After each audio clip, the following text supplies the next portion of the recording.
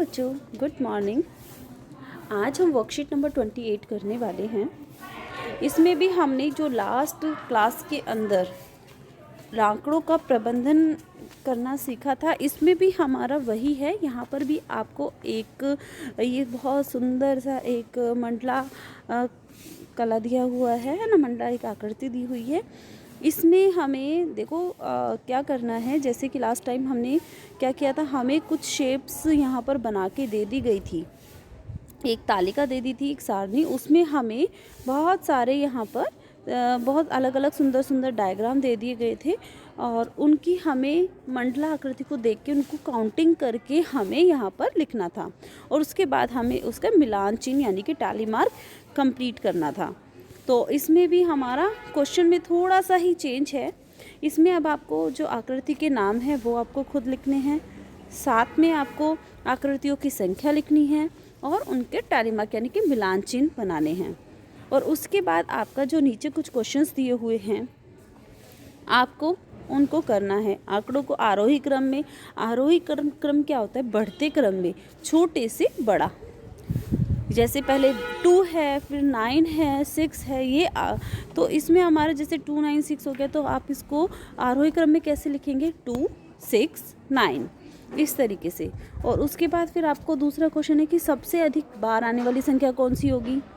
तीसरा क्या है, उस आकृति का नाम लिखना है जो सबसे अधिक है। उस आकृति का नाम लिखो जिसकी संख्या सबसे कम है। सारणी में दिए गए आंकड़ों का परिसर ज्ञात कीजिए। तो जैसे बच्चे इसमें आपका दिया हुआ है त्रिभुज। पहला जैसे मैं आपको सिंपल यही बता दी, जैसे त्रिभुज इन्होंने लिख दिया, आकृति का नाम है त्रिभुज। अब देखो आपके इसमें देखो आपको त्रिभुज दिख रही है, जो ग्रीन कलर का पार्ट है, ये ग्रीन कलर में जो दिखाई दे रहे हैं ये आपके सारे त्रिभुज हैं। ठीक है, ये त्रिभुज आपके कितने हैं काउंट करके देखो, 1 2 यहाँ से देख कर लेते हैं, एक मिनट, 1 2 3 4 5 6 7 8 9 10 11 12। तो इनकी संख्या है 12। तो जैसे यहाँ पे आपका लिख दिया है 12 और इसका टैली मार्क कैसे है कि 5 का एक ग्रुप हो गया और फिर 5 का ग्रुप हो गया, 5 5 10 और एक ये 2 12 इस तरीके से। तो अब जैसे अब आपका जो नेक्स्ट फिगर होगी, जैसे आपका यहाँ पे जो ब्लू कलर से ये जो दिया हुआ ये समचतुर्भुज है, तो ये समचतुर्भुज कितने हैं वो आपको लिखना है।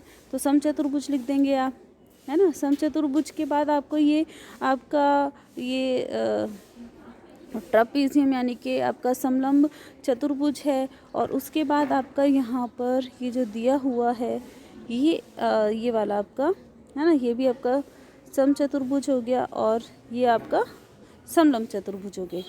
तो आप इन सब की काउंटिंग करके आप इस तालिका में लिखेंगे, उनके नाम लिखेंगे या उनकी काउंटिंग करेंगे और यहाँ पर मिलान चिन्ह करेंगे। बच्चे बहुत इजी है, आप बहुत आसानी से इनको कर सकते हो। करने के बाद आप इनके दिए हुए क्वेश्चंस को सॉल्व कीजिए। परिसर मैंने आपको पिछली बार भी बताया था, जो नंबर सबसे अधिक बार आएगा, ठीक है, अधिक, और जो सबसे कम आएगा उनको दोनों को आपस में माइनस कर दीजिए तो आपका परिसर आ जाएगा। ठीक है बच्चे, क्लियर हो गया होगा। अब आपका देखिए जैसे कि है कि आप पढ़ाई में व्यतीत किए ऑनलाइन समय का पूरे सप्ताह का औसत किस प्रकार ज्ञात करेंगे। ठीक है, आपका निम्नलिखित संख्याओं का आपको माध्य, माध्यक और बहुलक ये ज्ञात करना है।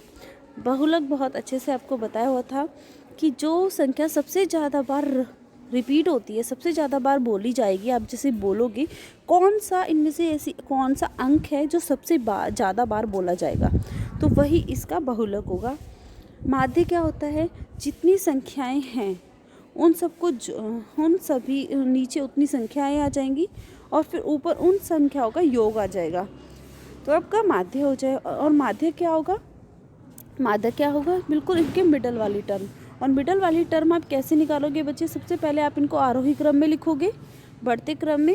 जैसे आपका 2 2 फिर 3 फिर 3, ये 2 2 हो गया, फिर 3 एंड 3 हो गया।